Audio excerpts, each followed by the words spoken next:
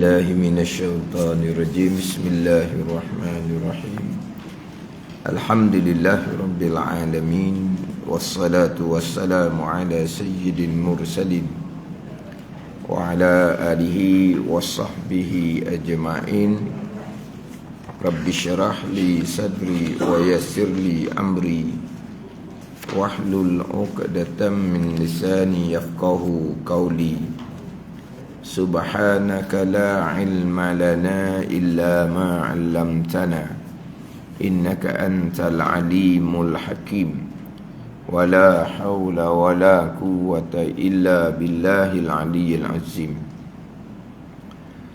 Kitab Hidayatus Sibyan, muka surat 2 bahagian kedua daripada bawah. Surat 2 bahagian kedua daripada bawah.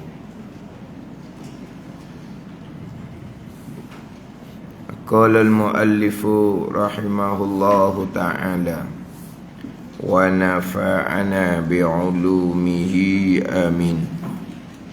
Keenam daripada 6 rukun iman. Wajib percaya kita, wajib beriman kita dengan untung baik dan jahat itu daripada Allah Subhanahu wa ta'ala, yakni daripada qada dan qadar Allah Subhanahu wa ta'ala. Qada, kehendak, ketentuan, ketetapan, keputusan Allah yang bersifat dengan iradah pada sedia kala, dan qadar, yakni perbuatan Allah Subhanahu wa ta'ala yang bersifat dengan kudrah. Bermula untung baik yang datang daripada qada dan qadar Allah, iaitu iman dan ta'ah. Beriman seseorang, melakukan ketaatan seseorang, Allah telah kehendak, Allah Ta'ala telah tentukan pada azal, sampai masa hati seseorang beriman, sampai masa seseorang melakukan ketaatan, adalah perbuatan Allah Subhanahu wa ta'ala. Dan untung jahat yang datang dari qada dan qadar, iaitu untung jahat, kufur dan maksiat. Kufur seseorang, melakukan maksiat seseorang, telah diqadakan oleh Allah pada azal. Allah telah menghendaki, telah menentukan seseorang akan kufur dan melakukan maksiat.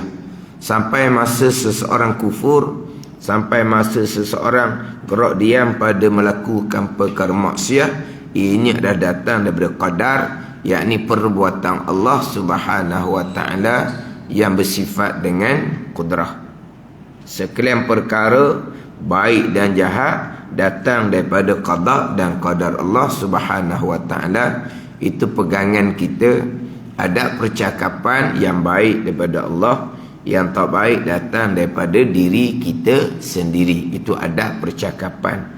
Pegangan tetap dah segala-gala perkara, sama ada perkara baik, iman dan ta'ah, ataupun perkara jahat, kufur dan maksiat, kesemuanya datang daripada qada dan qadar Allah Subhanahu wa ta'ala. Mana jadi gelap? Api terpadam ke macam mana? Kita rasa gelap. Api mana yang terpadam? Suwi dia kat mana? Kita tak suwi dia. Tak ada orang tutup tau. Ada orang tutup. Mana orang masjid? Ke tempat gelap ni tak ada orang tengah ni? Orang ramai tu syirah lah ke tau. Tak, bukan. Dia terang tu tiba-tiba terpadam. Berasalah. Kalau begitu daripada awal, tak berasa mana. Bila asal-asalnya terang, lepas tu jadi terpadam, jadi rasa lain. Okey. Ni belum nampak gelap. Gelap tidur. Gelap tidur.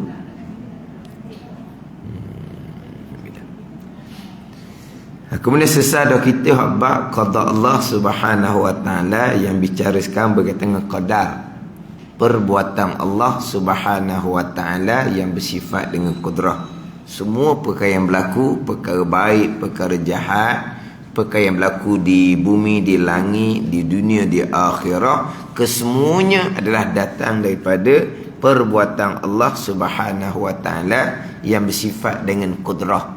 Yang kita permati diulang semuanya, keesaan Allah pada perbuatan, atau mati situ.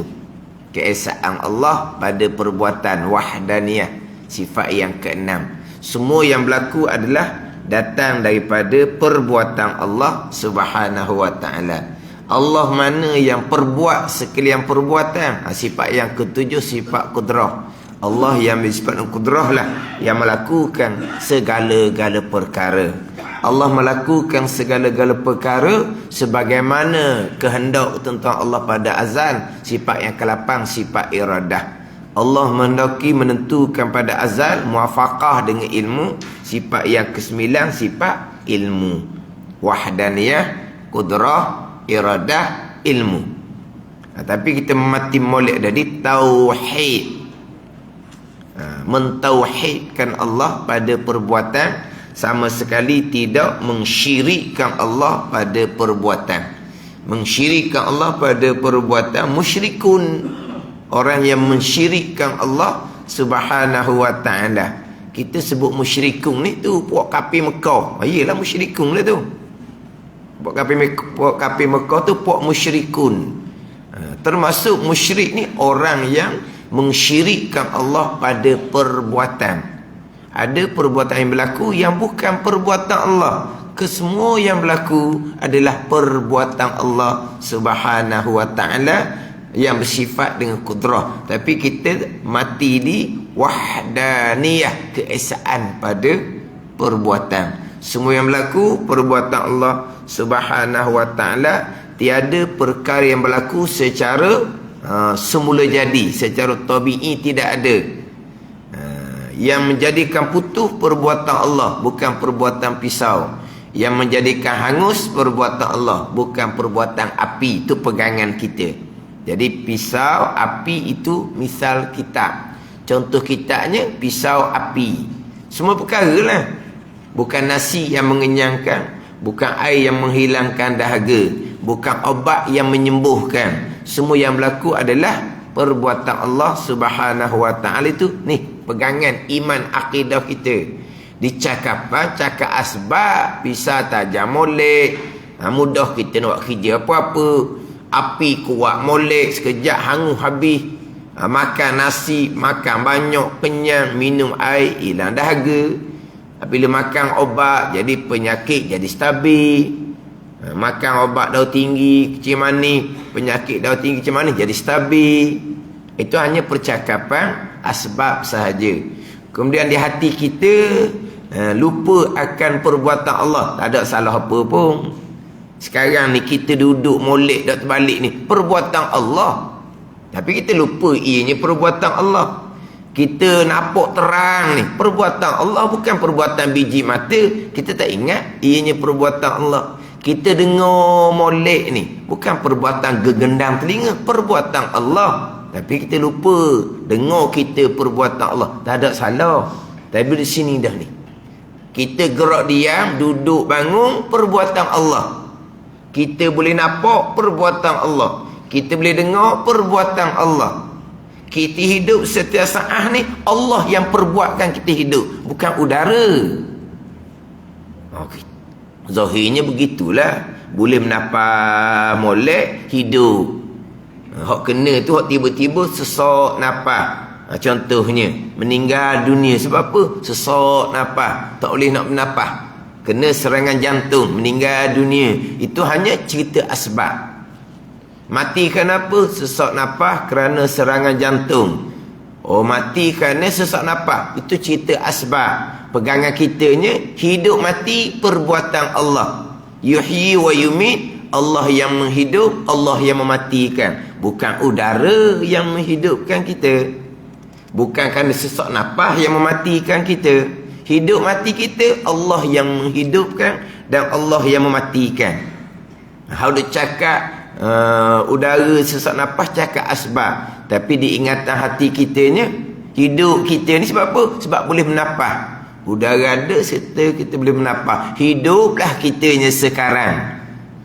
Itu diingatan hati kita. Tapi di pegangan kita tetap dah semuanya perbuatan Allah. Gitu je. Jangan duk renung Allah, Allah, Allah jadi putus horat. Pandai putus horat. Bukan putus horat. Putus horat sambung dengan otak tu. Sebab apa? Sebab kita menekan. Menekan ni dia boleh bawa kepada lah. Mana terputus horat di kepala tu kau jadi isim lah. Pandai ni. Jadi panggil apa? Jadi bengong gitulah. Saya tak fikir ni. Memanglah diingatan hati kita jauh daripada mengingati af'alullah, perbuatan Allah. Kita orang awam, tak ada apa pun di situ. Kewajipan kita ingat akan hukum hakam Allah Subhanahu wa taala. Ingat suruhan Allah, larangan Allah. Suruhan larangan zahir itu mudahlah kita ingat. Suruhan dan larangan hati ni, ni kena ingat semua ni.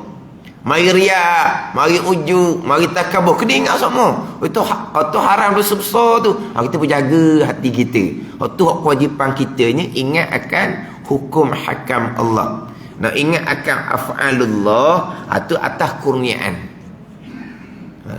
Jadi hak berlaku di kita ni, hak berlaku di kita ni. Gerak diam, nampak, dengar, hidup, kesemuanya adalah perbuatan Allah. Bergerak organ-organ dalam badan kita, kesemuanya perbuatan Allah. Itu pegangan, simple sahaja.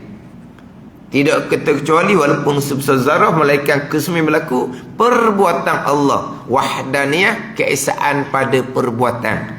Yang kita bicara sekarang adalah qadar, yakni perbuatan Allah Subhanahu wa taala yang bersifat kudrah. Tidak ada perkara yang berlaku secara semula jadi sendiri-sendiri, dan tidak ada perkara yang berlaku secara sekaligus orang panggil. Secara turut, secara illah, ta'lil, illah. Turut, sekali jalan. Pada ni, sekali jalan. Mana apa sekali jalan, turut. Gerak diam tubuh kita, Allah yang menggerak diamkan tubuh kita. Bila tubuh kita bergerak, tubuh kita diam, barang-barang yang ada di tubuh badan kita akan bergerak, akan diam sama. Gerak tubuh badan kita, perbuatan Allah. Gerak barang yang ada di tubuh badan kita, perbuatan Allah. Itu saja. Diam kita, maka diamlah barang yang ada di tubuh badan kita. Kalau kita diam, barang yang ada di badan kita bergerak, lari kita. Kita diam, tapi kepiah kita bergerak. Macam mana nak kira? Kita diam, apa yang di tubuh kita pun diam sama lah. Diam kita, Allah yang perbuat. Diam barang di tubuh kita, Allah yang perbuat. Kita pun berdiri, barang pun bergerak ke naik. Kemudian kita pun berjalan, barang pun bergerak sama. Kesemua tu perbuatan Allah. Tu sahaja. Ada ni.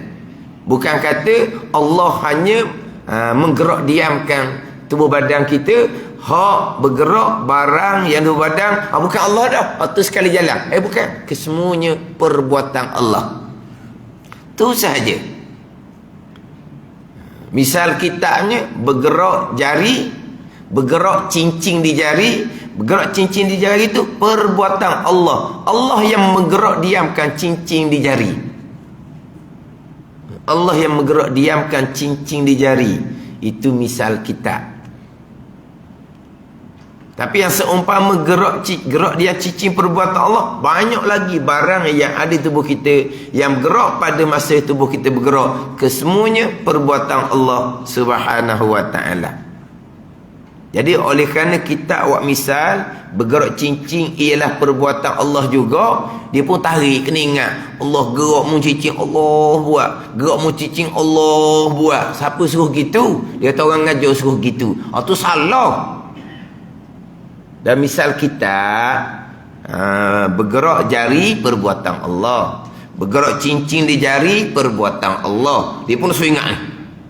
Gerak mu cincin Allah buat, Allah buat. Jadi dia ingat ke cincin je bergerak. Hak ada tubuh badan tu bergerak ke tak bila tubuh badan bergerak? Bergerak lepas tu nak suruh ingat. Ni. Ni ajaran karuk lah ke ni. Dia suruh ingat.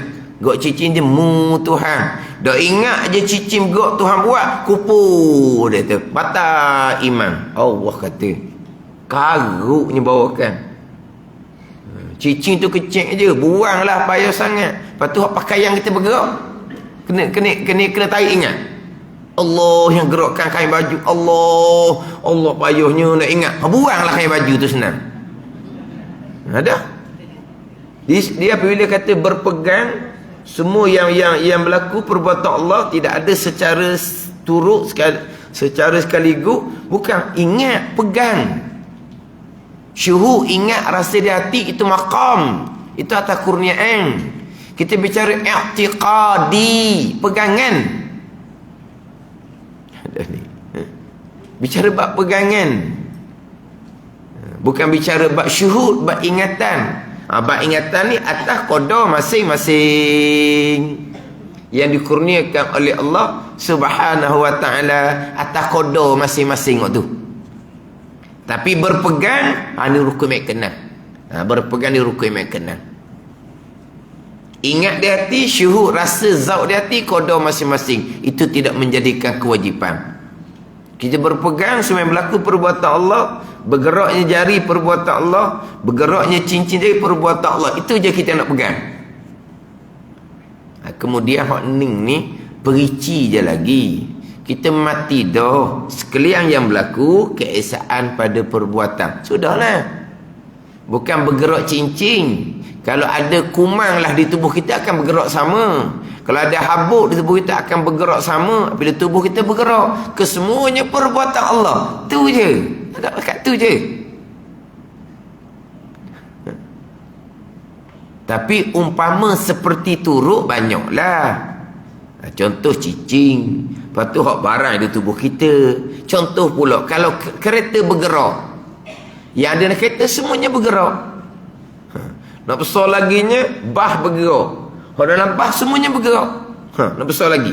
Kapal terbang, hak besar lagi. Tak pilih kapal terbang tu ni terbang bergerak ke udara, orangnya jatuh ke bumi. Orangnya akan gerak sama. Kesemuanya perbuatan Allah. Tu je.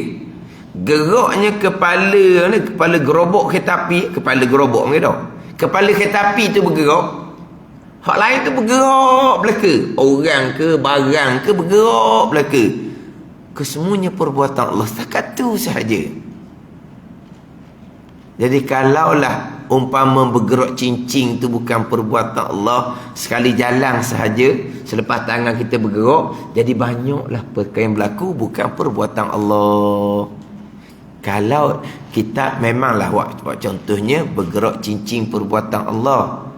Manakala berpegang bergerak cincin bukan perbuatan Allah, bergerak cincin tu sekali jalan, jadi banyak mana benda yang seumpama cincin? Banyaklah.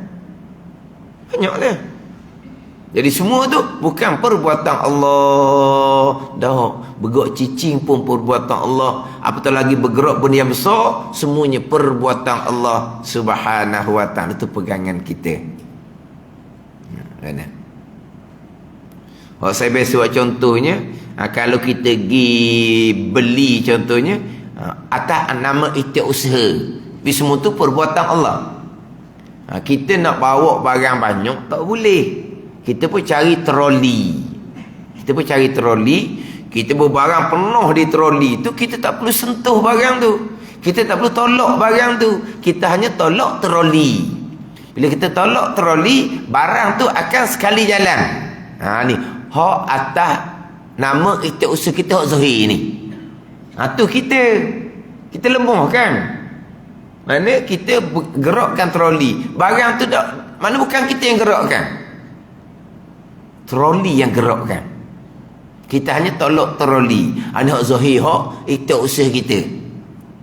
Pegangan kitanya, bergeraknya troli perbuatan Allah. Bergerak barang dalam troli perbuatan Allah. Situ ada soal dah. Kata je.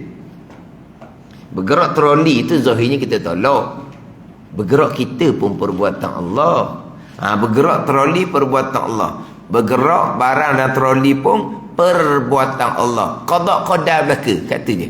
Sekalian. Kalau kita mati dah di sekalian perbuatan Allah, sekalian qada dan qadar tu jelas sangat.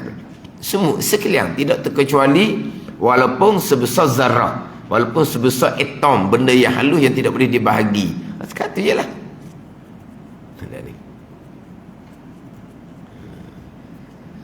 Kalaulah berlaku sekian perbuatan Allah, lepas tu Allah hanya menggerakkan satu-satu benda, Allah hanya menggerakkan badan kita contohnya, yang di badan kita bergerak, Allah tak buat dah. Itu sekali jalan je. Mana ada perkara yang berlaku bukan perbuatan Allah. Mana bergerak kain baju kita bukan perbuatan Allah. Bergerak barang di tubuh kita ni, cermin mata ke, gelang ke, sobang ke, rata ke, bukan perbuatan Allah. Bila tubuh kita bergerak, maka hak ada di bahu kita, beg kita bawa tu, beg orang kata panggil apa? Kalau kau panggil dia beg juga, beg tangan,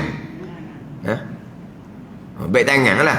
Mana bila tubuh bergerak, beg tangan akan bergerak. Tak bergerak beg tangan bukan Allah yang buat. Ada semua perbuatan Allah lah. Jadi sekalian perbuatan Allah. Bila bergeraknya beg itu, sakut di bahu kita, barang dalam beg akan bergerak sama. Kesemuanya perbuatan Allah.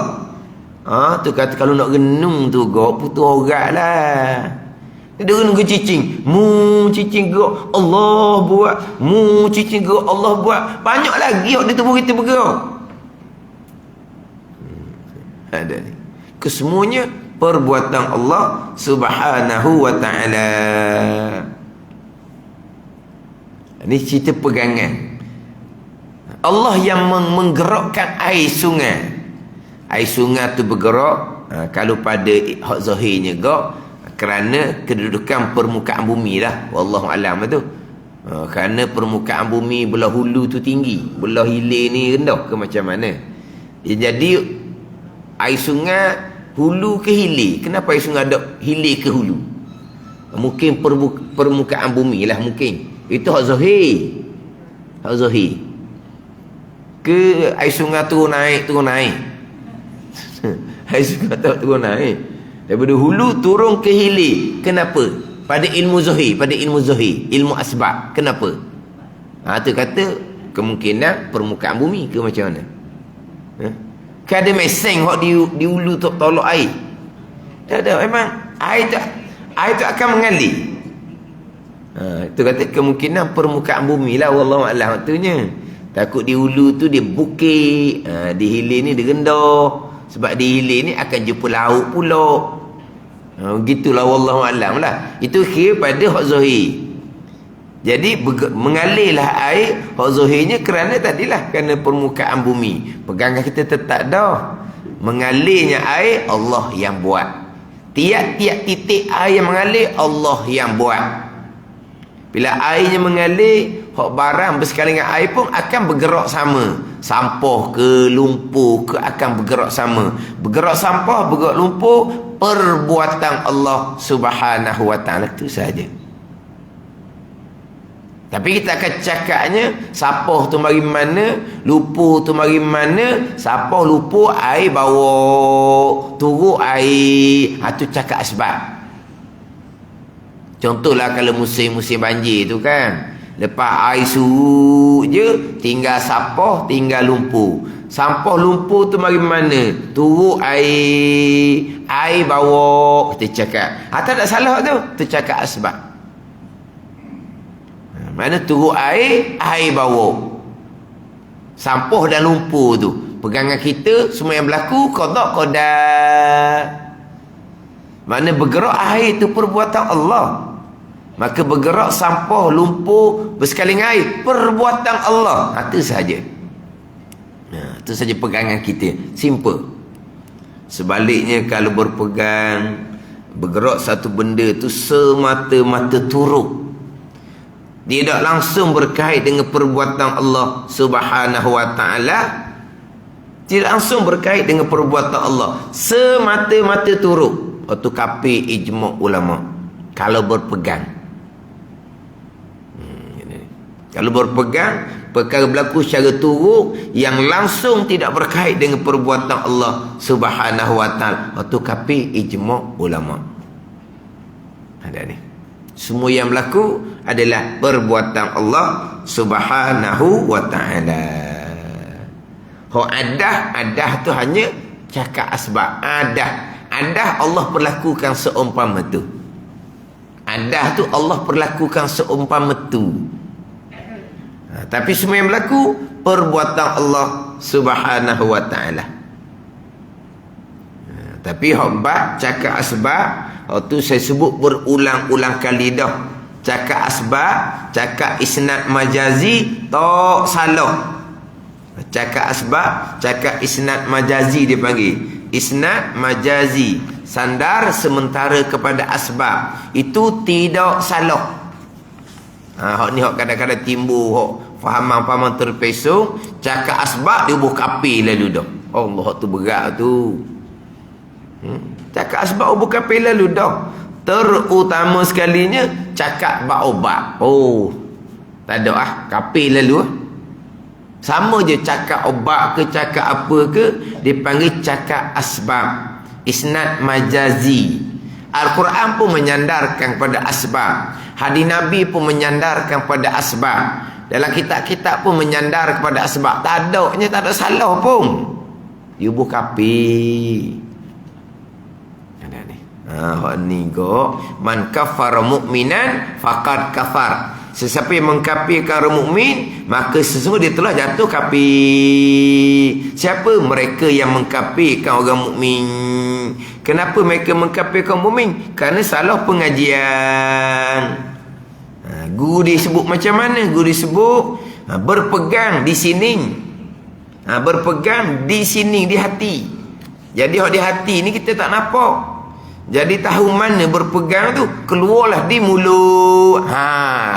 Pegang tu dia kata Allah. Sebab keluar di mulut, keluar bukan latah. Dan keluar di mulut tu, keluar bukan latah. Keluar makna kita yang bercakap, kita yang kata. Mana bukan latah. Bila kita bercakap, kita yang kata mari daripada lubuk hati, makna berpegang. Dia kata tomoh gitu. Berpegang dia kata, maka kafir. Ni dosa dengan Adam yang paling besar sekali.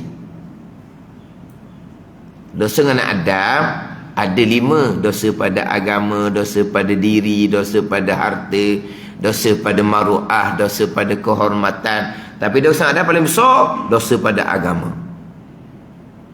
Hak paling besarnya mengkafirkan orang yang beriman.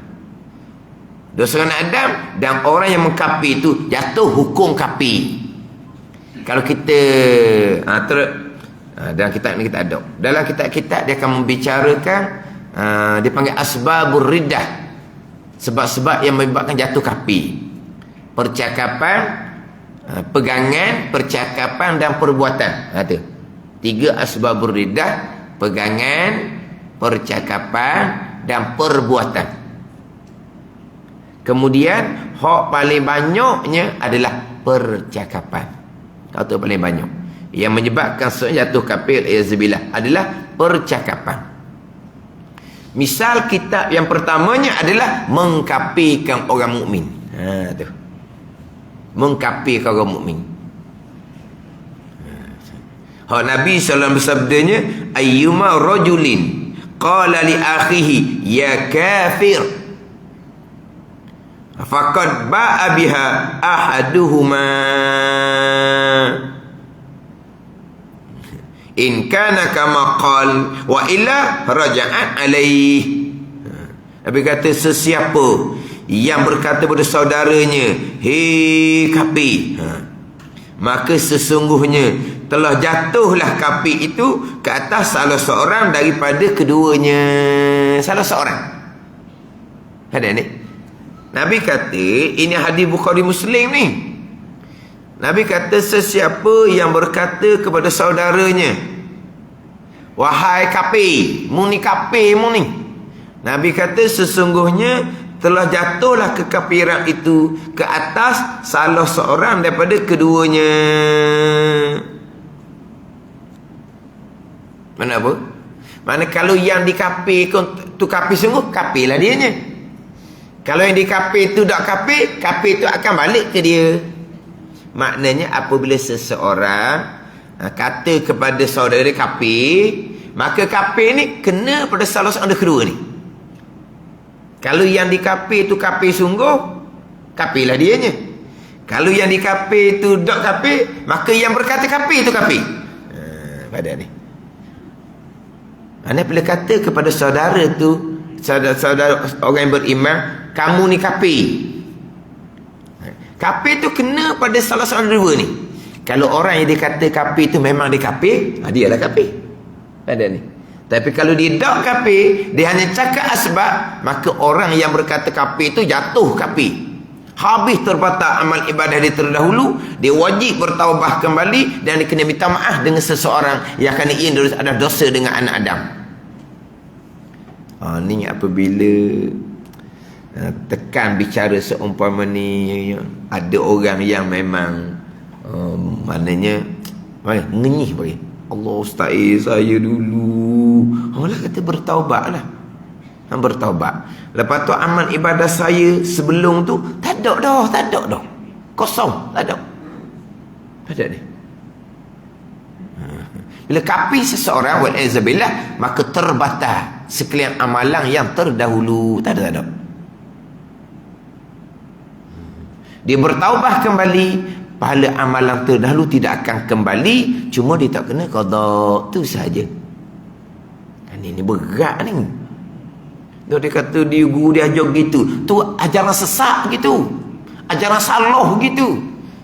Guru dia tidak berguru. Dan kita barang siapa berpegang,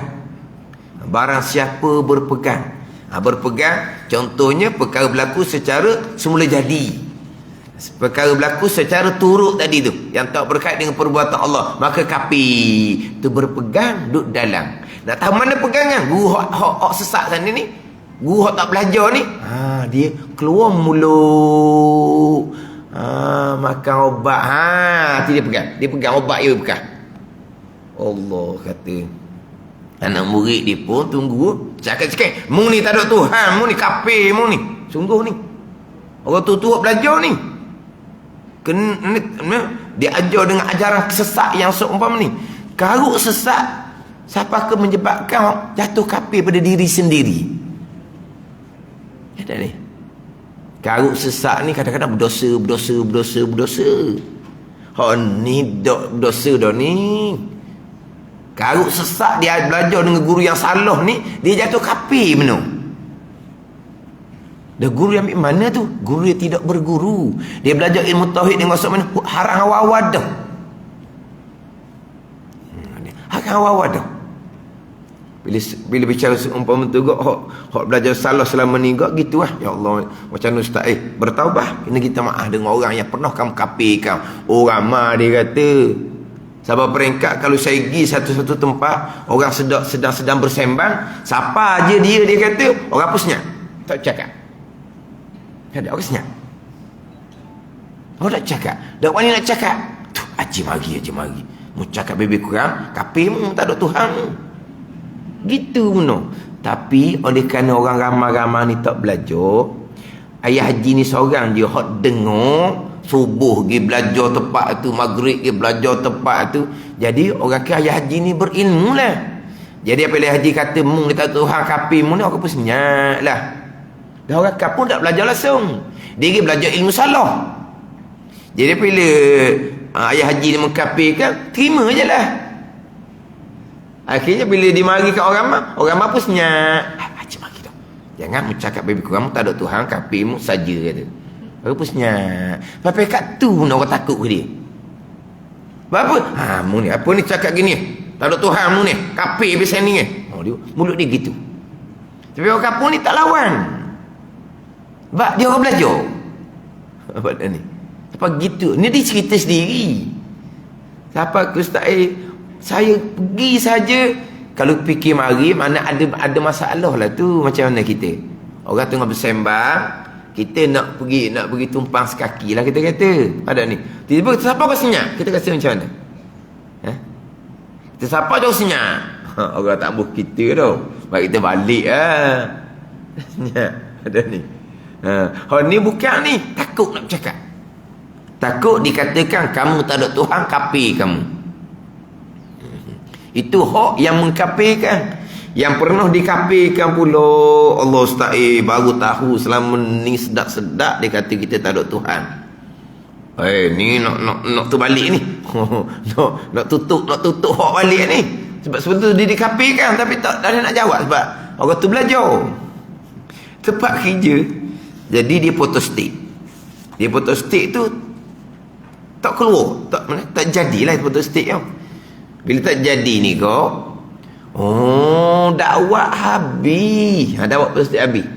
Bila dakwah photostat habis, mana kalau masuk kertas tu kau, kalau keluar pun tak nyata lah. Kalau keluar pun, kalau dak kertas kosong pun maknanya tak nyata. Sebab apa? Dakwah habis. Dia pun cakap gitulah. Dakwah habis dia cakap. Mung ni apa mung ni? Jadi tak jadi photostat, Allah buat, bukan dakwah yang buat. Kafir mung ni. Kalau tu ke dakwah. Senyap dia kata dia. Dah kena kafir dah. Lepas dia belajar, nak cari semula dia kata ni. Sedap dia kata kita kafir. Dan masa dia kata kafir, kenapa kamu senyap? Dia belajar, kita dah. Hak belajar ilmu salah ni. Terkanung kita dulu. Dah ni. Salahnya pengajian. Sebab peringkat orang belajar tu, dia mengkafirkan orang Islam yang lain, jatuh kafir dia. Kau bertaubat lah. Pahala amal ibadah terdahulu tak ada. Ada ni. Obat lah biasanya. Macam saya sebut minggu lepas tu lah. Ada orang ceramah. Makan obat. Makan obat. Kalau cakap obat tu jadi kafir. Lepas ada ceramah tu, lepas isyak ada makan. Dia cakap bab minyak pelinci kereta. Minyak pelinci kereta tu, kereta jadi pikak, jadi laju tak sedu. Walau sama je cakap obat, cakap minyak pelinci. Sama je. Kalau cakap obat jadi salah jadi kafir, dan cakap minyak pelinci sama juga. Tapi dia mengkafirkan orang cakap obat. Dia cakap minyak pelinci, kereta jadi molek. Padahal sama je. Obat ni untuk orang, minyak pelinci ni obat untuk kereta. Cakap tak salah. Berpegang Tuhan buat belaka. Bukan obat, bukan minyak pelinci. Satu tu bukan gitu jugalah. Dia ceramah-ceramah gitu kan gitu. Maknanya tak cakap ni, cakap obat ke, cakap nasi ke, kafir. Lepas tu biasalah orang kampung ni ada wak makan pun semua. Tapi tak ada wak makan lah, dibeli roti canai. Wak makan roti canai. Lepas tu, Syekh, mari makan roti canai. Minta maaf tadi, gemuk kata dia. Jadi gemuk makan roti canai. Kolesterol dah ke apa? Kolesterol dia kata gemuk, dia kata. Saya masa tu mulutnya laju sikit. Dah tadi kata masa ceramah tak boleh cakap makhluk. Yang awak cakap roti canai menjadikan awak gemuk ni boleh pula ke? Dia pakai lari nyong-nyong gitu lagi. Dia lagi nyong gitu, jawab pun dah. Lagi gitu je. Dah kita ajak dia mari makan roti canai, dia kata tak boleh makan roti canai nanti dia gemuk. Adakah roti canai bekas pada menggemukkan? Ada. Lepas tu kenapa dia cakap roti canai? Tak, sebab dalam ceramah dia tadi tak boleh cakap asbab. Tak ada Tuhan, kafir, syirik. Tapi dia ajak makan roti canai, gemuk dia kata. Satu tempat tu orang kampung, dia bawa orang makan awak ada. Dia bawa buah nangka. Buah nangka kampung. Maka budak ni Allah, dia kata, saya tak boleh makan buah nangka, dia sakit. Dia sakit sakit benda tak boleh makan buah nangka. Dia sakit angin gitu lah, sakit uluran. Bukan, sakit uluran. Dia sakit uluran. Sakit uluran tak boleh makan buah nangka. Gitu ada wayak sejuk buah kali tau makan buah nangka. Ke mana? Jadi bila sakit uluran tak boleh makan buah nangka. Jadi angin. Jadi angin kita kata tak boleh makan buah nangka. Jawablah seorangnya, dah Allah yang menjadikan sakit perut uluran tu bukan buah nangka. Allah yang buat, bukan buah nangka yang bekas.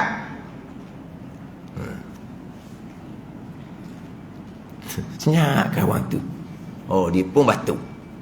Allah kata bawa balik India, dia kata kena abuk di India, batuk dah hilang-hilang. Dia yang pulak. Sedang molek Dah tadi kawan tu cakap makan orang naka, sakit perut, nyakit orang, Allah yang buat, bukan naka yang buat. Kalau naka kok syirik dia kata. Yang awak cakap abuk ni, Allah yang menjadikan batu, bukan abuk di India yang menjadikan batu. Itu maksudnya, dia dah faham apa benda. Dia menyatakan orang ni salah. Tak ada Tuhan. Dengan dia pun cakap benda yang sama. Dengan dia pun cakap benda yang sama. Itu hanya cakap asbab. Cakap asbab. Pegangan tetap dah. Yang berlaku kesemuanya adalah perbuatan Allah Subhanahu wa ta'ala. Cakap asbab, Al-Quran pun sandar pada asbab, hadis Nabi pun sandar pada asbab, dalam kitab-kitab pun sandar pada asbab. Tak ada salah tu. Pegangan kita tetap dah sekiranya berlaku qada dan qadar Allah Subhanahu wa ta'ala. Itu je. Mana kalau kita cakap asbab macam gitulah, kita cakap asbab ni macam tak ada Tuhan lah, jadi seolah-olahnya cakap asbab, seolah-olahnya lah asbab makhluk je. Tapi pegangan tak gerak dah, tak kosek dah pegangan. Tetap dah kesemuanya adalah perbuatan Allah Subhanahu wa ta'ala. Itu pegangan kita. Ada ni. Kita ahli sunnah wal jamaah wajib berpegang hamba ada pilihan dan perbuatan. Berpegang dengan akidah hamba ada pilihan dan perbuatan, tapi pilihan dan perbuatan hamba tetap qada dan qadar Allah Subhanahu wa ta'ala.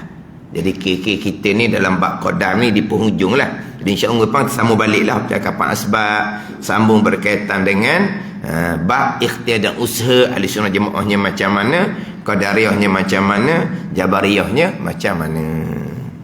Wallahu a'lam.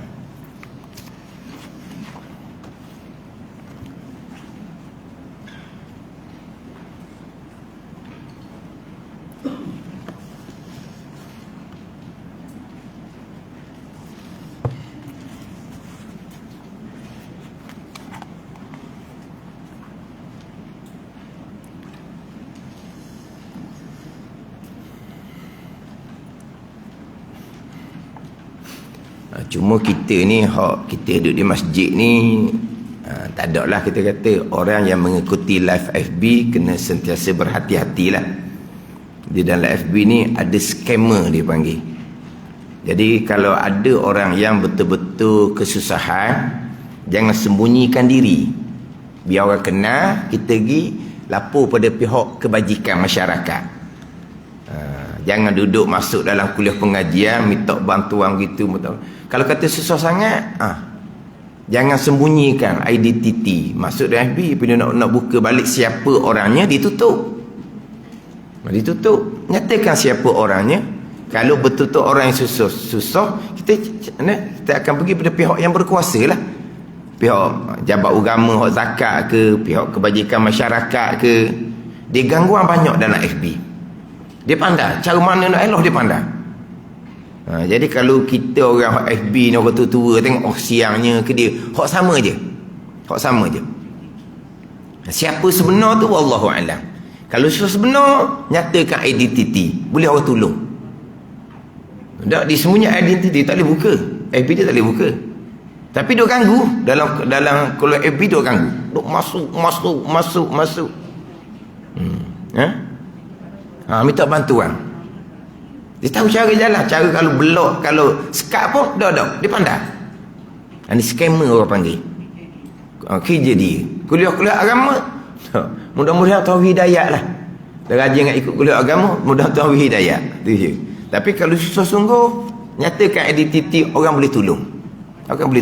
Lapor pada pihak berkuasa, pihak kerajaan lah, yang akan bantu mereka yang dekat dalam kesempitan.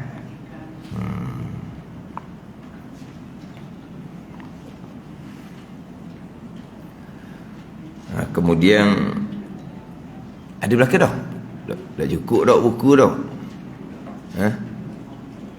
Hak buku tu lah. Ada lagi nanti? Habis dah? Habis dah?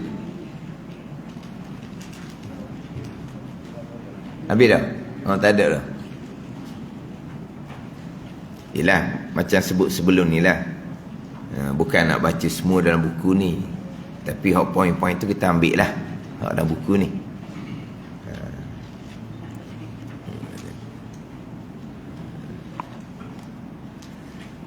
Jadi kalau hak minggu lepasnya di muka surat 16 tu, hak berkaitan dengan syarat sah solat tu.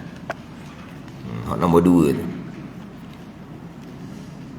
Qala al-muallifu rahimahullahu ta'ala wa nafa'ana bi'ulumihi amin. Dilakukan dalam keadaan suci daripada hadas besar dan hadas kecil. Ini di antara syarat untuk sah sembahyang. Sembahyang dalam keadaan suci daripada hadas besar dan hadas kecil. Ini nak pergilah kepada pembicaraan pesakit. Ni suci daripada hadas besar dan kecil, kita maklumlah ianya di antara syarat sah sembahyang. Yang nak bicara ni pesakit. Pesakit yang tidak mampu bersuci dari dosa maupun hadas kecil, wajib menunaikan solat pada waktunya sebagai menghormati waktu, namun ia perlu diulangi kembali setelah sembuh menurut mazhab Syafi'i. Dia hak berkaitan dengan suci dah hadas kecil, hadas besar. Suci dah hadas besar, hadas kecil. Hak saya sebut minggu lepasnya, hak syarat yang pertama itulah suci daripada najis. Yang paling sukar ketika kita bicara orang sakit ni adalah suci daripada najis. Suci daripada hadas besar, suci daripada wuduk lah biasa, suci daripada hadas kecil yang biasanya tu lebih mudah. Kemudian sebagai disebut terdahulu minggu lepasnya, kalaulah solat dalam keadaan ada najis sekalipun tak mampu disempurnakan syarat sah suci dan najis, ni hak suci daripada hadas besar dan kecil ni kalau mampu wajib disempurnakan, walaupun memang akhirnya sembahyang tu wajib diulangi kembali kalau mazhab Syafi'i kita ada ni. Kalaulah sampai nak suci dah ada hadas besar, hadas kecil pun tak mampu, barulah tidak mandi wajib dan tidak mengambil wuduk. Dia panggil solat hormat waktu. Solat hormat waktu ni dengan bahawa masuk waktu solat, syarat wajib kita masih lagi cukup. Masuk waktu solat, syarat wajib masih lagi cukup, berkewajipan solat. Pada ni masuk waktu kita orang Islam, balik, berakal, suci haid, suci nifas, cukup syarat wajib, kita berkewajipan solat dalam waktu tu. Tiba-tiba kita tak mampu nak suci dah besar, dah kecil, sembahyang tetap wajib dikerjakan, tapi wajib diulangi kembali kemudian. Pada ni dia hak tunya suci dah besar lah kita kata. Dan macam mana pula orang sakit ni jadi kena mandi wajib? Macam mana pula orang sakit ni kena mandi wajib? Hak ni pernah berlaku. Dia aksiden sekelamin. Sekelamin ni cikgu, dia aksiden naik motor. Kemudian dia telefon tanya bab tayamum lah, suami dia ni. Telefon tanya bab tayamum. Dia tanya ni, dia belajar dah, cuma dia nak sahih. Sebab belajar saja, buat tak pernah. Pada ni bila siapa masa nak beramal dengan tayamum, lah benda tak biasa. Maka ragu-ragulah betul. Dia pun tanya, buat gini ni. Iyalah. Dia nak sahih je. Apa dia tanya tu, dia tahu dah. Cuma dia ragu sebab tak pernah buat.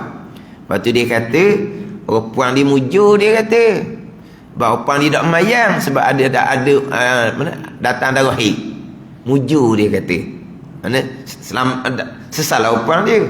Dak apa kita pun pula ustaz haid kering dah dia kata. Sebelum tu dia kata isteri dia mudah sebab ayah mayang, sebab dia ada haid. Haid faham lah apa masa dia kering. Orang ustaz haid kering dah ni. Kena mandi ya. Kena mandilah. Mengangkat hadas besar, kena mandi. Nak mandi macam mana ni? Duduk di hospital ni. rebah mutu ni boleh jadi patuh ke apa, tak ada usul lah. Kecederaan tu macam mana? Mana ni boleh kata patuh-patuh lah kita kata. Nak mandi wajib macam nak pergi bilik air memang tak boleh. Kalau patuh kaki terangkat ke apa kau patuh tu lah, memang tak boleh pergi bilik air. Nak macam nak mandi macam mana? Ambil air getah lagi sambung daripada paip tu. Lepas tu mandi atas katil. Ni dia pun panggil gad, panggil pengawal keselamatan. Ambak gitunya. Kata pakai spray lah kata. Pakai spray slow. Dia pun dibuat. Ni baru suami hok misali sungguh. Kalau suami jahil kau, tak apa amat banyak balik-balik nanti ya. Walah sudah suci daripada haid, wajib sembahyang. Yang sebelum ni tak wajib kerana dia datang haid. Dia orang Islam, dia orang balik, dia orang berakal syarat wajib. Tapi syarat wajib yang keempatnya suci daripada haid dan nifas. Dia datang haid tak wajib. Apabila suci saja, wajib. Wajib sembahyang. Kalau suami hok jahil kau, tunggu balik di rumah lah. Ni habis lah. Kata ni. Kata ambil spray lah kata. Boleh buat slow. Jadi kemudian dia kata dia buat lah. Tapi dia kata mok isteri dia yang buat. Mana tarik ni. Tarik. Itulah dia punya lasir tu. Lasir bang ke? Kain tu lah. Bukan kain. Tarik tu mok dia buat. Kata kalau mok buat ni payah sikit kata. Sebab mok buat ni dia ada aurah. Kalau suami yang buat dia tak ada aurah. Tapi mana mok yang buat? Tak apa je lah mok buat pun. Sebab kalau mok yang buat, aurah ada antara pusat dan lutut. Tapi mok dia buat, mok dia spray, gosok, spray, gosok. Ada. Mana? Kemudian hak kawasan, hak mungkin ada pembalut, mungkin patuh apa semua tu, tu ganti dengan tayamum. Ada ni. Tapi kalau tak mau tayamum pun sapu air atas pembalut tu, pakai mazhab Maliki dan Hanafi. Gitu je. Tapi untuk mandi tu kena mandilah, kena spray. Mana spray tu ada air. Tapi mana air tak banyak. Bila air tak banyak ni spray kena berulang kali lah. Ada ni. Kena pastikan ada air. Sebab mandi wajib kena ada air. Kena ada air mengalir. Kalau kita spray sikit-sikit, mula-mula ada air, kita pun gosok. Kemudian tu sudah menjadi, dia panggil apa ni? Sudah menjadi sapu. Sebab apa? Sebab hanya basah sahaja. Jadi untuk pastikan sentiasa ada air, maknanya kena kalau sentiasa ada air ni, mana nak bisa ada air kena spray slow. Gosok, spray, gosok. Tak basah pun. Kena alah sikit dengan tuala ke apa ke. Tak basah sebab tak banyak mana air. Tapi kena pastikan bahawa ada air. Ada. Jangan kita spray sekali, lepas tu kita pun gosok tu dah spray dah, mula-mula ada air. Kemudian hanya ada basah. Kerana titik-titik air tak ada. Dia tak panggil mandi, dia panggil sapu. Kena ada air mengalir. Kena ada mengalir dengan makna kena ada titik jirim air, kena ada. Lepas tu kan spray tu kena spray semua lah. Kena spray semua, gosok. Pada ni. Mana apa? Terangkat adab so. Ni mampu ni. Ni betul-betul dia buat. Ni betul-betul cikgu tu buat. Memang, tapi mok mertua dia, mok perempuan, mok isteri yang buat. Mok perempuan tu buat. Mok mertua dia. Tapi betul-betul dia buat, dia mandi. Pada ni. Kalau tak dok langsung lah orang nak peduli, tetap wajib sembahyang, tapi lain kali kena qada kembali. Itu je. Dah dia suci daripada haid, dia berkewajipan sembahyang. Tiba-tiba kalau tak sembahyang, lama mana tu duduk hospital duduk sembahyang. Allah tu habis ceritalah. Ada ni. Sekarang ni kalau betul-betul lah pesakit ni terlantar, dia kewajipan dia hanya minta tolong saja. Mana keluarga lah yang wajib kena tolong. Jadi kalau keluarga tak mau peduli, pesakit tak ada salah dah, dia tak mampu nak buat. Ada ni. Dia tak mampu nak buat.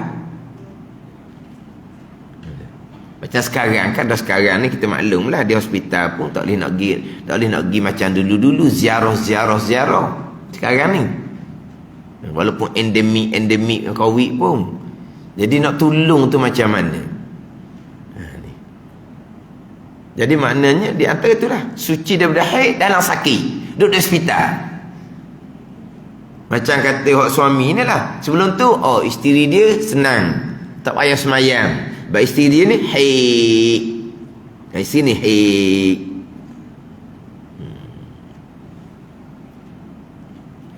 Ada ni. Tapi bila kering haid, aku tahu. Susah sekali je.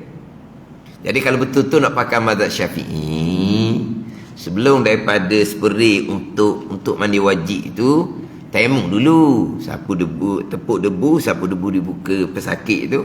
Tepuk debu, sapu debu ni di tangan pesakit tu. Ini barulah spray air. Itu mazhab Syafi'i. Kemudian atas pembalut yang ada di anggota tubuh tu, sapu air sekali. Gitu je lah. Maka untuk mandi wajib dan tayamum tu straight lah tu, straight. Siapa ke boleh meratakan air pada ni. Sekarang dia nak mengangkat adab som.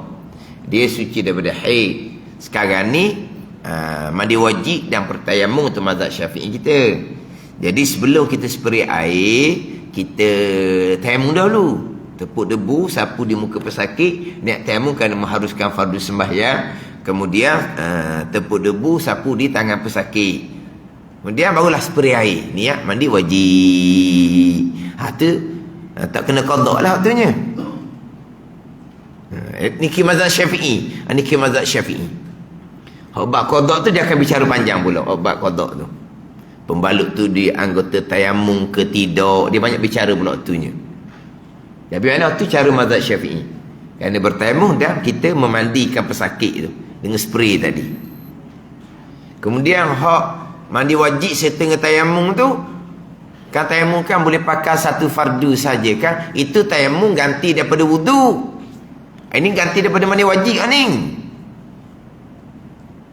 Kalau kita tayamum ganti daripada anggota wudu yang hari tak sapat, lain.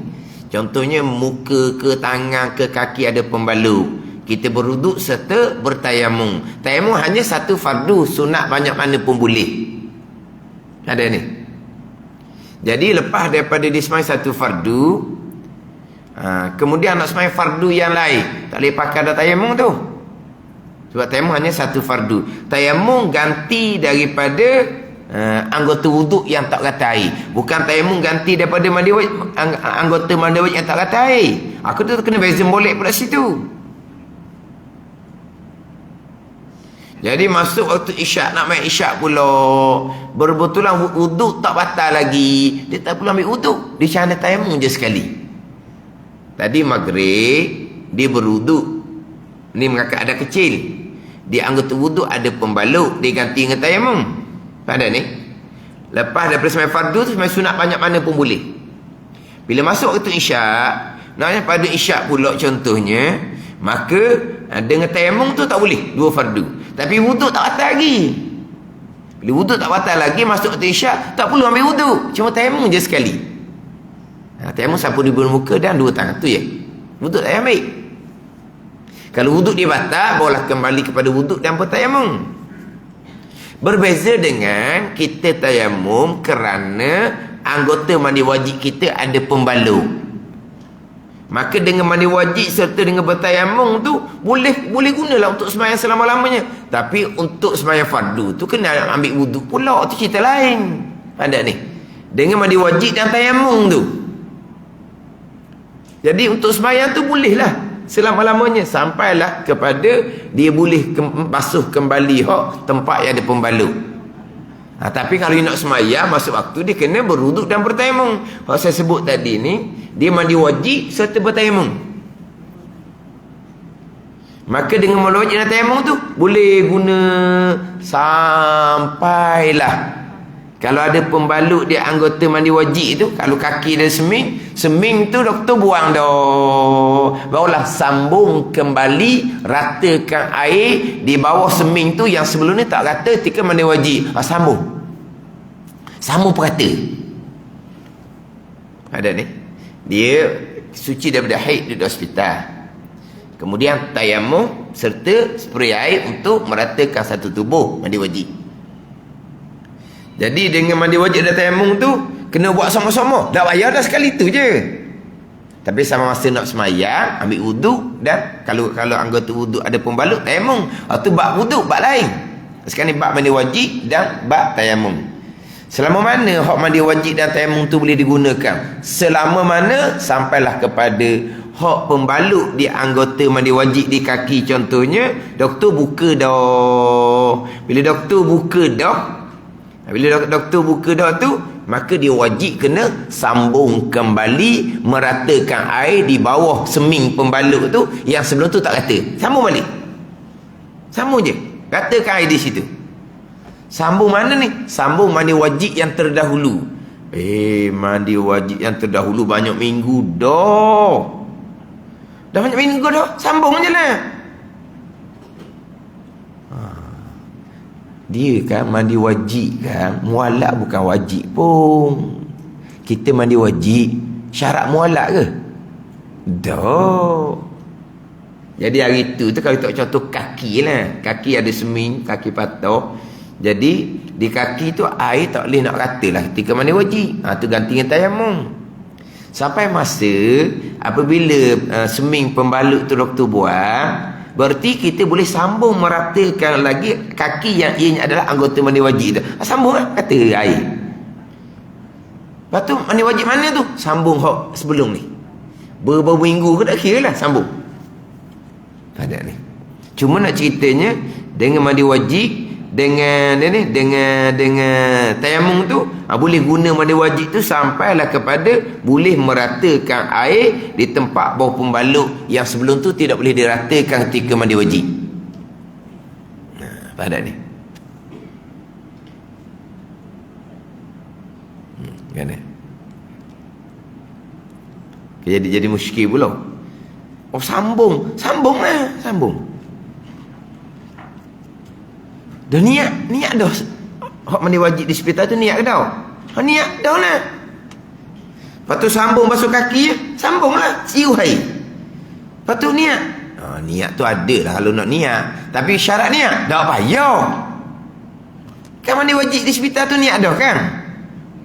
Putus mualak saya cerita dah lah berminggu-minggu dah putus mualak apanya. Tapi mualak berturut-turut tu ke mandi wajib, tak wajib pun, sunat je. Jadi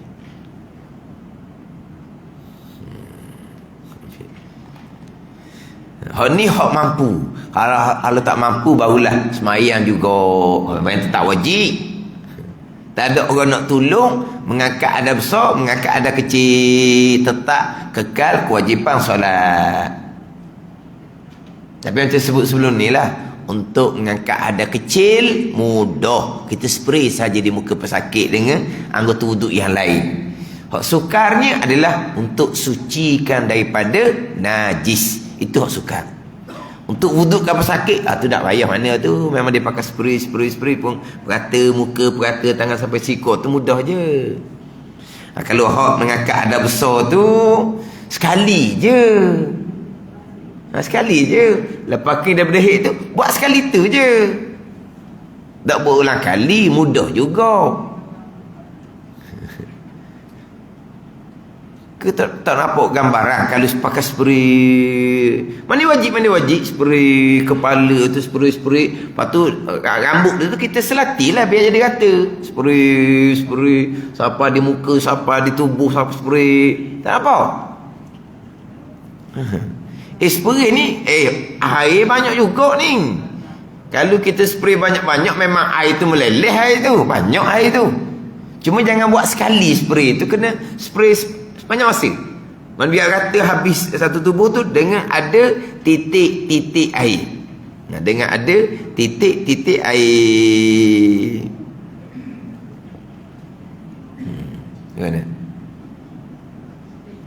Ni baru betul. Suami hok ngaji gitulah. Kalau kena suami hok jahil ke, hek kering dah. Nak mayang ni dah hek kering dah. Nak mayang warna mu tak boleh mandi. Bayang rumah bukan nak suruh mandi pakai wayar getah, pakai cetong air. Mana wajib dengan spray. Tu kata tarik dia tu. Tarik hak likung dia tarik molek, spray lah. Kan? Hak tepat ada pembalut semi barulah ganti dengan tayamum. Itu mazhab Syafi'i. Kalau mazhab Hanafi Maliki tak ada tayamum. Di anggota tubuh yang ada pembalut sapu air sahaja. Hak tubuh molek, kita ratakan dengan air, niat mandi wajib. Gitulah. Kalau suci daripada haid contohnya lah. Tapi kalau tak ada orang yang tolong sungguh untuk sucikan darah besar, untuk sucikan darah kecil, kekal kewajipan solat. Cuma kena ingat sikit gitu lah.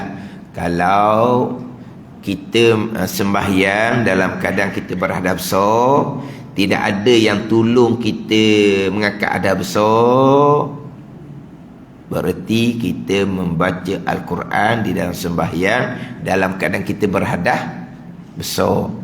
Berhadap besar haram baca Quran. Berhadap kecil boleh baca Quran. Faham tak tu? Berhadap besar kan mana boleh baca Quran, haram. Kalau berhadap kecil memanglah biasa je berhadap kecil kita baca Quran. Hak Quran hak ingat itulah. Berhadap kecil ni tak boleh pegang Quran je, bukan tak boleh baca Quran. Ada ni kalau dia sembahyang dalam keadaan dia hanya berhadap kecil, tidak ada orang yang tolong wudukan dia, tak apalah sembahyang tu tak ada masalah, baca Qurannya sebab dia berhadap kecil.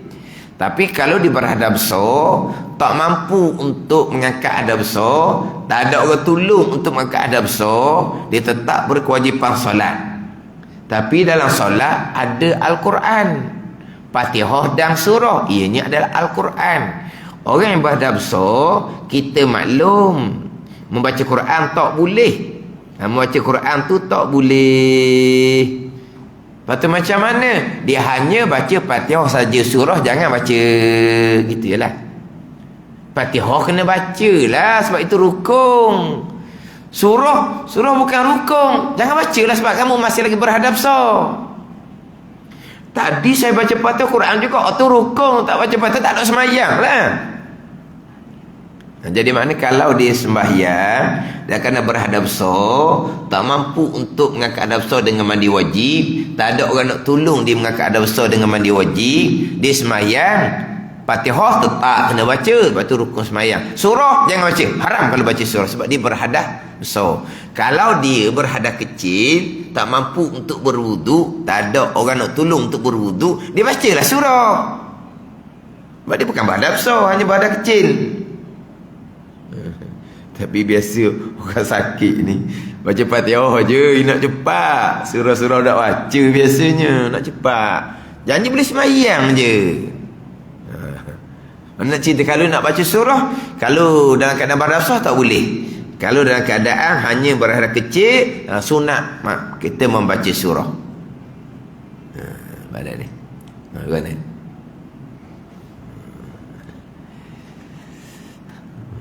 Jadi dalam bab tolong pesakit ni kok, lah keluarga, lepas tu pekerja hospital.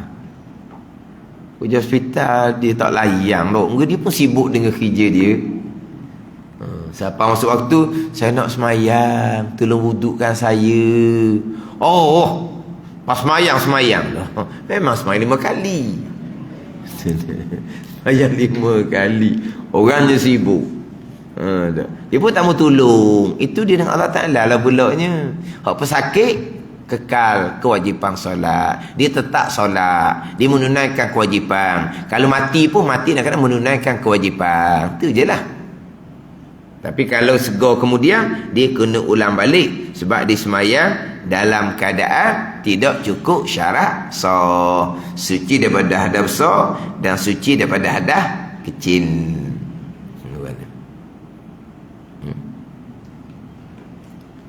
Tapi kita nanti bab tayamum kita akan bicara kemudian. Bab tayamum mana dalam mazhab Syafi'i wajib qada kita akan bicara semua kemudian. Kita nak fokus ni dahulu. Dan kita maklumlah orang sakit boleh jamak solat. Orang sakit dia boleh jamak solat. Lepas tu kita maklumlah. Bab kita bicara ni bab untuk melengkapkan syarat sah ni. Bab jamak tu bab lain pula. Bab jamak tu bab lain pula. Kena ngaji lah tu bab jamak. Kalau kita kena cuci orang pinggang tu daripada pukul berapa sampai pukul berapa, maka kita kalaulah sebelah petang kita jamak takdim, ni zuhur dengan asar, lepas tu masuk sebelum maghrib pula kita jamak takhir maghrib isyak. Tu bab lain tu. Tu bab jamak kerana sakit, tu bab lain. Kita nak ambil satu-satu dahulu, jangan kita capur macam-macam, kita ambil satu-satu. Ini nak bicara berkaitan dengan dalam keadaan tertentu tidak mampu menyempurnakan syarat sah, kekal kewajipan solat. Hak yang tiga tu dilakukan dalam keadaan menutup aurat. Ni hak syarat sah lagi ni, iaitu di antara pusat dan lutut bagi lelaki dan seluruh badan kecuali muka dan dua tapak tangan serta belakangnya bagi wanita. Bahagian bawah dagu juga termasuk aurat bagi wanita. Pesakit yang tidak mampu menutup aurat boleh solat mengikut keadaannya dan solat tersebut sah serta tidak perlu diulangi. Ni lain sikit ni. Atau kata kena ambil satu-satu, kena fokus satu-satu ni. Dia kalau solat setengah najis, mazhab Syafi'i solat tu wajib diulangi. Kalau solat tanpa mengangkat ada kecil ada besar, dalam mazhab Syafi'i solat tu wajib diulangi kemudian. Berbeza dengan menutupi aurat. Berbeza dengan menutupi aurat. Jadi syaratnya adalah dilakukan dengan menutupi aurat. Aurat ni kita maklumlah, iaitu di antara pusat dan lutut bagi laki-laki dan seluruh tubuh badan kecuali muka dan dua tapak tangan serta belakangnya bagi wanita. Bagi wanita. Dan dua tapak tangan serta belakangnya. Jadi dua tapak tangan serta belakang. Dia hak ni banyak orang salah faham terdahulu. Banyak orang salah faham terdahulunya. Pada kitab-kitab Jawi lama, aurat perempuan dalam sembahyang sekalian badan melainkan muka dan dua tapak tangan. Dalam kitab Hidatus Sibiangnya, menutupi aurat mana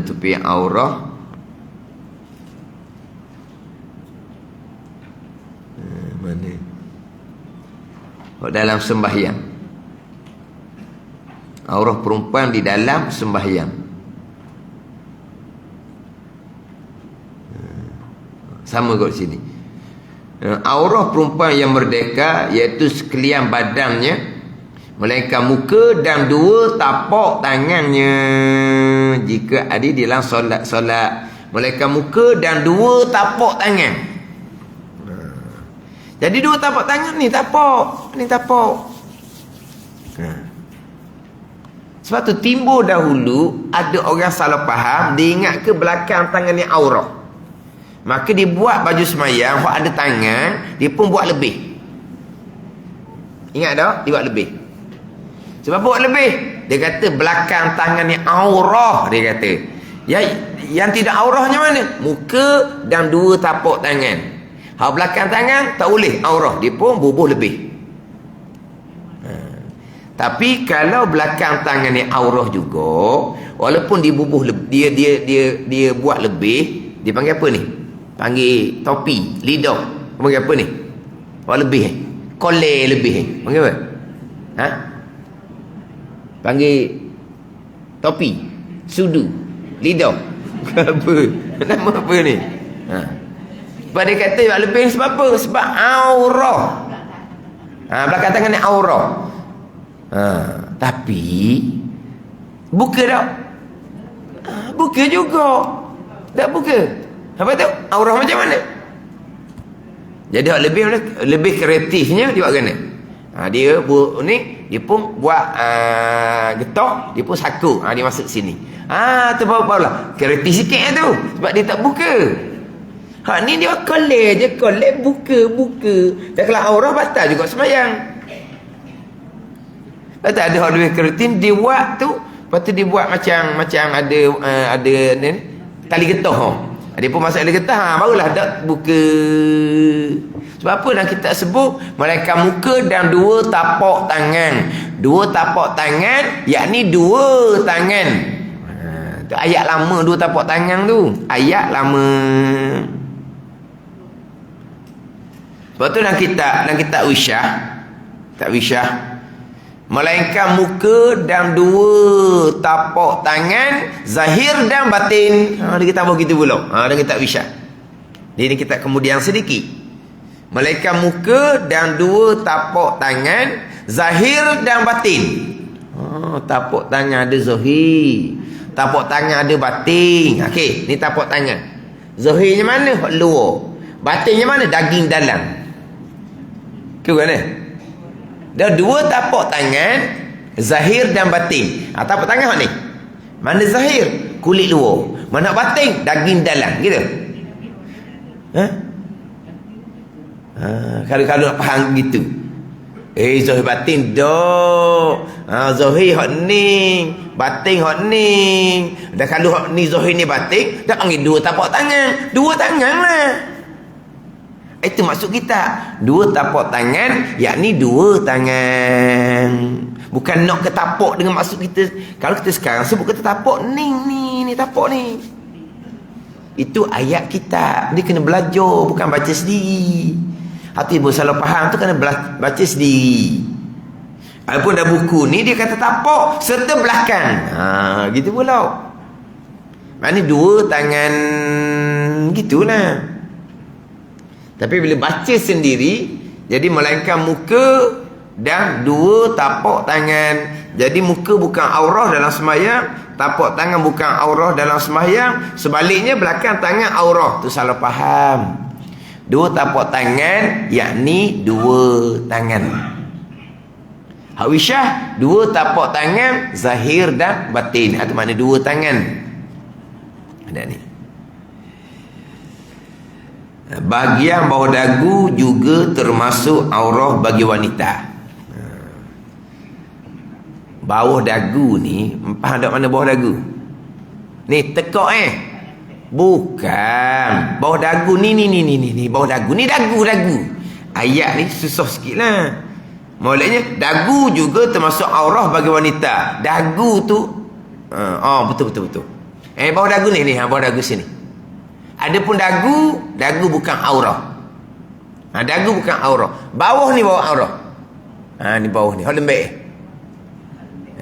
Ada ni. Adapun dagu adalah kawasan muka, yang mana muka bukan aurah bagi perempuan di dalam sembahyang. Jadi dagu adalah muka. Jadi muka perempuan bukan aurah, maka dagu bukan aurah. Yang aurahnya bawah dagu ni. Ni bawah dagu ni. Ni bawah dagu ni aurah. Dagu boleh buka ke perempuan. Ni kadang-kadang dia pakai baju semayang dia tu rapat dengan bibir. Ni rapat sini. Lepas tu jeragak. Jeragak lah kena Elio. Ni dia apa? Jeragak pun putih-putih mengapa? Jeragak lah. Jeragak sini ni. Sebab apa? Elio. Dah tutup, nak baca pun sakau. Nak baca ni, baca. Apa sini ni? Tak boleh. Nanti nampak dagu. Dagu adalah kawasan muka. Muka bukan aurah bagi perempuan. Berarti dagu bukan aurah bagi perempuan. Bawah dagu ni bawah aurah. Bawah ni bawah aurah. Ada ni.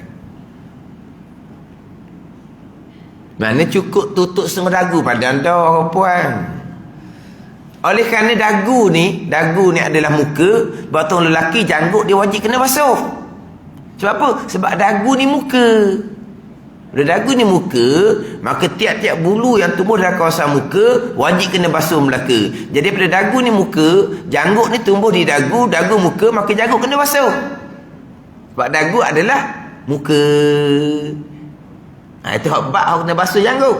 Bila dagu adalah muka, jadi perempuan muka bukan aurah dalam sembahyang, berarti dagu perempuan bukan aurah di dalam sembahyang. Gitu. Bawah dagu tu barulah aurah ke perempuan di dalam sembahyang.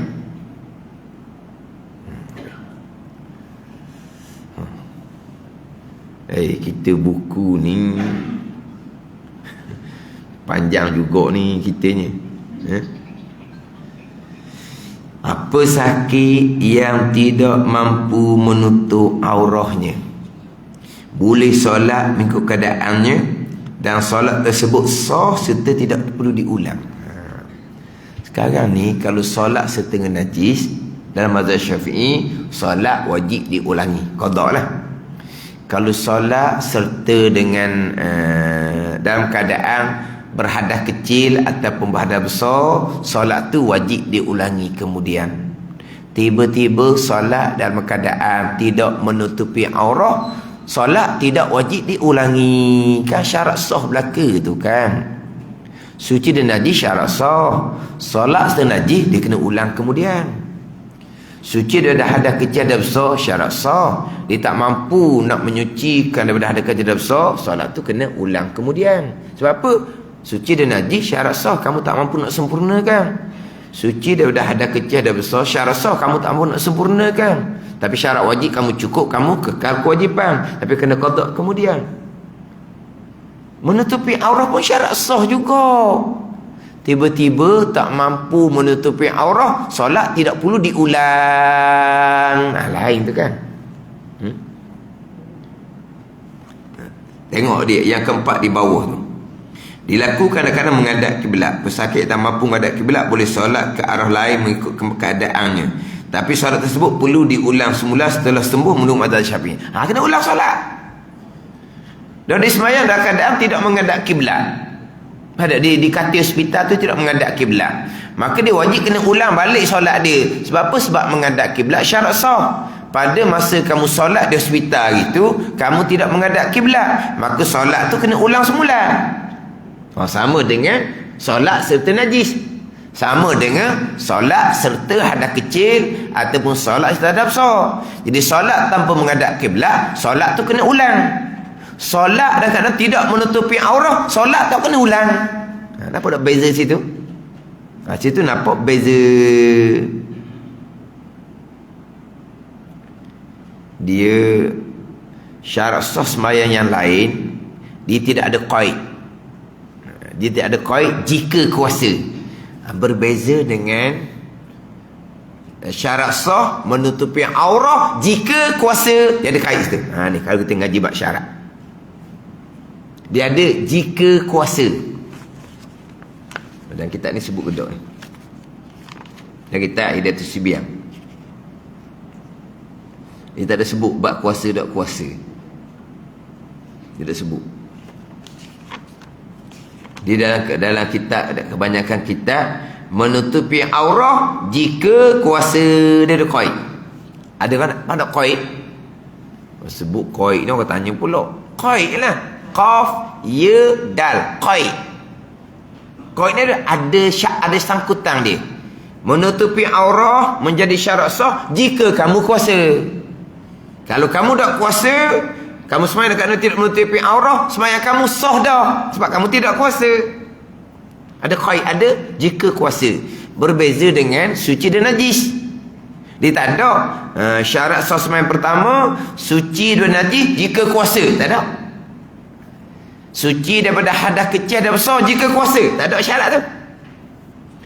Menghadap kiblat jika kuasa. Tak ada tu. Berbeza dengan menutupi aurah jika kuasa. In qadara alaih, jika kuasa atasnya, atas menutupi aurah. Tiba-tiba tak kuasa menutupi aurah, sembahyanglah ikut pakaian yang ada, setakat boleh tutup. Solat tu tak wajib diulangi, sebab kita tidak kuasa pada masa kita solat tanpa menutupi aurah. Dah kata menutupi aurah syarat sah jika kuasa. Dah menghadap kiblat syarat sah juga. Tak ada kata jika kuasa. Itu berbeza. Sebab tu kalau solat di hospital tanpa menghadap qiblah, mazhab Syafi'i wajib diulangi. Berbeza dengan solat tanpa menutupi aurah. Dan kadang dia tak kuasa nak menutupi aurah, solat tu tidak wajib diulangi. Sebab menutupi aurah menjadi syarat sah jika kuasa. Gitu. Tapi terkadang di hospital ni solat tanpa menutupi aurah serta tanpa berwudu. Tu kena ulang Kalau hanya semata-mata tanpa menutupi aurah, memang tak payah kena ulang. Tapi kalau di solat dalam keadaan aurah pun tak tutup, wudu pun tak ada, qiblah pun tak betul, tu kena ulang lah. Ni dalam keadaan wudu ada, suci daripada najis, menghadap kiblat comel-comel, tapi aurahnya tidak ditutup sebab tidak kuasa, maka solat tu tidak wajib diulangi. Jadi persoalan hak seumpama ni, kalau bicara solat pesakit, payah kita nak datangkan contoh. Sebab biasa kalau solat tanpa menutupi aurat, kiblat betul ke tak? Semayang ada ke tak? Najis suci ke tak? Ada banyak perkara hak lain tu. Ada ni.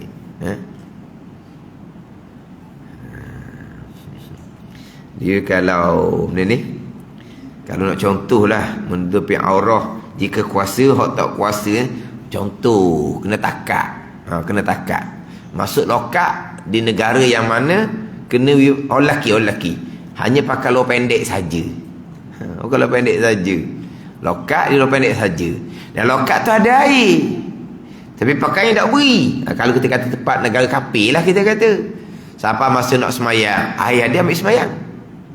Tapi seluar je.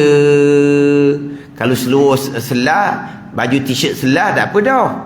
Sebab kalau aja baju t-shirt selah, seluar alik atas, baju t-shirt tu kita masuk belah kaki pula, kita ikat tengah. Suka pula dah. Gitulah cara dia. Kalau pakai seluar pendek, tapi ada lokak tu beri baju t-shirt. Mesti beri baju dah, takkan seluar pendek saja dah. Mana luar pendek serta baju t-shirt. Maka luar pendek akak atas ada pusat, akak tinggi sikit. Lepas tu belah lutut, belah peha tu pula ambil baju t-shirt tu pula masuk ikut kaki, ikat kat ni. Ada ni. Semayang. Orang kafir tu pun ambil gambar di viral. Gitu lah. Sekarang ni viral belaka sekarang ni. Buat pelik je viral lalu lah. Kan ni. Kalau betul-betul lah tak ada seluar, pendek tu selah je. Tapi wudu ada, air ada untuk berwudu. Contohnya, dia pun sembahyang menghadap kiblat comel-comel, wajib kena semula ke tak? Dah. Pada ni. Tak wajib ulangi. Sebab apa? Dia sembahyang tadi tu dalam keadaan lutut dia nampak, peha dia nampak lelaki ni. Dalam keadaan tak kuasa, sembahyang tu sah dah, tak wajib diulangi. Sebab tu kalau bicara bab syarat sah sembahyang, contohnya di solat dan kena telanjang. Solat dan kena telanjang. Kekal kewajipan solat walaupun telanjang sekalipun. Tiba-tiba ada air untuk berwuduk, dia terkurung contohnya, dia terkurung. Air ada. Ataupun orang kurung dia, orang jahat kurung dia ke, kurung dan kena telanjang pula contohnya. Tapi dalam tu ada air. Dia boleh berwuduk. Dia ijtihad wajakaan kiblat arah mana. Dia pun sembahyang dengan telanjang. Sembahyang tu tidak wajib diulangi. Itu je. Kemudian mazhab Syafi'i pula, sembahyang telanjang, mazhab Syafi'i kita ni sembahyang telanjang kekal sembahyang wajib buat macam biasa. Mazhab Hanafi kalau telanjang tidak ada pakaian maka gugur hukum berdiri. Itu mazhab Hanafi. Mazhab Syafi'i telanjang sekalipun berdiri kekal wajib. Rakaat kekal wajib macam biasa, tidak boleh isyarat. Sujud kekal sujud macam biasa, tak boleh isyarat. Itu mazhab Syafi'i. Tak sudut bayanglah. Tapi gitulah mazhab Syafi'inya. Tapi kalau mazhab Hanafi, orang telanjang dipanggil keuzuran yang menggugurkan rukun berdiri. Tu mazhab Hanafi. Menggugurkan rukun berdiri, orang segar ni tapi pakaian tak ada, telanjang. Mazhab Hanafinya tak wajib dah solat berdiri, solat duduk berlunjuk, rukuk sujud tunduk tubuh sahaja ke hadapan. Itu mazhab Hanafi. Mazhab Syafi'i telanjang, kekal rukun berdiri, kekal rukuk macam biasa tak ada isyarat, kekal sujud macam biasa tak ada isyarat. Nak pakai mazhab Syafi'i ke nak pakai mazhab Hanafi? Mazhab Hanafi dah jadinya. Mana ni? Kemudian dalam kata telanjang pula, macam mana dengan solat berjemaah? Mazhab Syafi'i masih lagi afdal solat berjemaah. Mazhab Hanafi boleh solat berjemaah tapi afdal solat seorang diri. Itu pula. Ni 2-3-4 orang ni dalam satu bilik ni, dia warnanya dia kun telanjang bulat belakang. Tanya solat berjemaah, tanya solat, mazhab Syafi'i kita afdal berjemaah daripada seorang diri. Lepas tu mata pejam lah. Ada gitu je. Mazhab Hanafi dah ada afdal solat masing-masing. Baik solat berjemaah dah, mungkin sama-sama solat tak ada tengok mak aku. Kalau solat masing-masing ni gila tengok lah apa dia ulaknya. Haram tengok aurah. Dia ni. Kemudian kalaulah mazhab Syafi'i kita solat berjemaah, orang lelaki ni dia kena imam kehadapan sedikit sahaja, sebagaimana berjemaah tu imam perempuan. Kan berjemaah tu imam perempuan kan, tu imam kan kehadapan sedikit sahaja kan. Jadi kalau berjemaah orang lelaki telanjang bulat belaka, maka tu imam pun duduk depan sikit saja, bukan duduk depan 3 hasta, bukan. Jadi macam berjemaah orang perempuan kan, tu imam perempuan kan hanya kehadapan sedikit saja daripada saf makmum perempuan. Tapi kewajipan sembahyang tu kekal. Persoalan sekarang ni, sembahyang tu wajib diulangi ke tidak? Wajib diulangi kalau dia tak ada wudu, kalau dia tak betul kiblat, kalau dia ada najis. Wudu comel, air pahit ada dalam kurungan tu, maknanya najis tak ada. Kiblat dia ijtihad lah kan, dia wajahkan kiblat arah mana, sembahyang dia sah dah, tak wajib diulangi kemudian, walaupun di semana keadaan telanjang sekalipun, sebab menutupi aurah menjadi syarat sah jika kuasa. Tak kuasa, sah sembahyang, tak wajib diulangi.